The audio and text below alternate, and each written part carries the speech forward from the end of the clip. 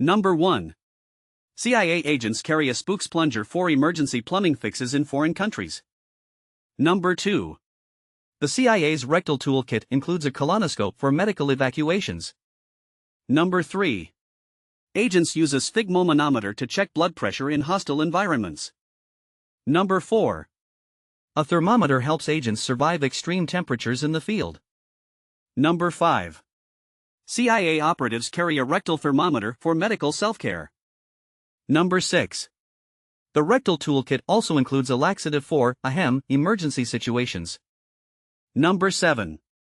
CIA agents use a digital scope for emergency dental work. Number 8. A syringe and sterile needles are part of the toolkit for medical emergencies. Number 9. The rectal toolkit includes a medical tape for makeshift splints and bandages. Number 10. CIA operatives carry a first aid manual for treating wounds and illnesses. Watch till the end for more shocking facts. Like and subscribe for more surprising info.